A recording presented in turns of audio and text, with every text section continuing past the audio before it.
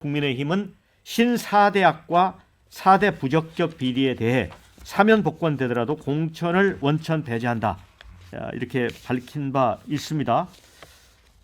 김성태 원내대표는 아시겠지만 자녀 KT 부정채용 청탁 혐의로 대법원에서 징역 1년, 집행유예 2년이 확정됐다가 22년 12월에 신년 특사로 사면 복권이 됐습니다. 그 당내에서 보면 본인의 경쟁력, 당에 대한 기여도, 드루킹 특검도 끌어냈잖아요. 이런 분을 공천에서 배제한다, 이거 엄청난 거 아닙니까? 지금 이게 아무리 저는 국민의힘이 깨끗하게 하더라도 너무한 것 같아요. 네. 민주당은요, 돈 받은 이게 의원들, 정과 있는 의원들 이광재, 김민석 돈을 이게 도대체 얼마나 받았습니까? 이런 게 돈 받은 부패한 정치인도 공천하는데, 아니 뭐 자녀 청탁이 저는 판결은 존중하지만 네. 이런 게 뇌물 받은 부패범보다 이게 더 나쁩니까? 이거 사면 됐는데 이것까지 한동훈 위원장이 너무 이제 결백정으로 깨끗하게 하다 보니까 다 배제했는데, 저는 예의를 좀 두야 된다 봐요. 뭐냐면 이제 공관위에서 3분의 2가 찬성했을 때는 예의를 둘 수 있다. 이런 게 조항을 둬서 김성태 전 원내대표는 반드시 구제를 해줘야 될 우리 당의 인재거든요.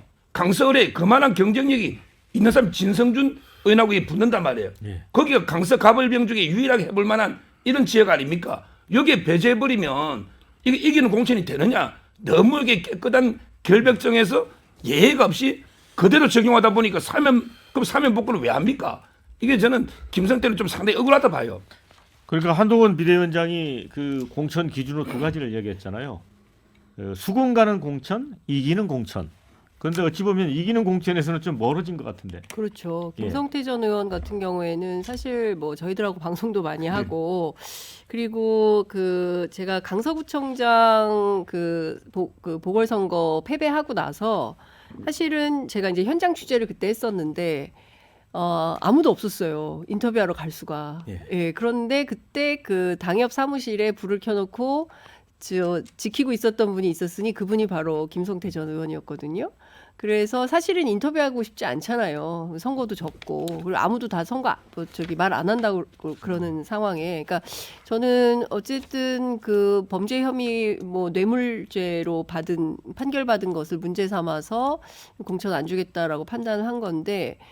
뭐 그거는 그것대로 본다 하더라도 당에 대한 기여도나 그리고 또 여러 방송에 출연해서 사실은 많이 디펜스를 하신 분입니다. 그런 등등을 보면 김성태 전 의원 입장에서는 상당히 억울할 것 같다라는 생각이 좀 들고, 재심 절차 같은 거 없나요? 재심 청구 같은 걸 해봐야 되지 않나라는 생각이 좀 듭니다. 근데 홍준표 대구시장도 네. 여기에 참전을 했잖아요. 네. 이게 사면을 했다는 거는 이제 본선에서 네. 국민들이 투표로 판단하라고 이렇게 기회를 준 건데, 그러면서 그 얘기를 했어요.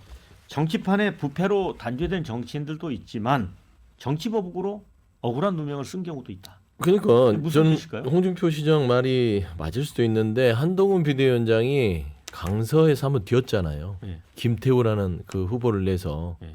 이 뭐 그때는 좀 해계망측한 공천을 했죠. 대법원에서 판결 난 지 3개월 만에 갑자기 사면 복권을 해서 이 선거를 만든 당사자를 다시 후보로 내는, 그래가지고 아주 한 17% 이상의 큰 격차로 패배했단 말입니다.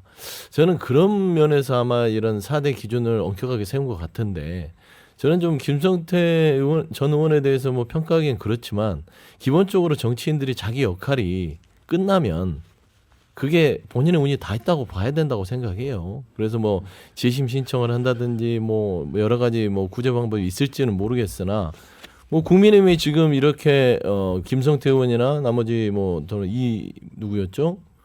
이완영 의원이나 이런 분들을 그 대표적으로 잘라내는 것은, 그러니까 당의 공천의 재물로 삼는 거잖아요. 저는 그런 부분에서 사면해 준 걸로 만족해라, 그런 메시지인 것 같습니다.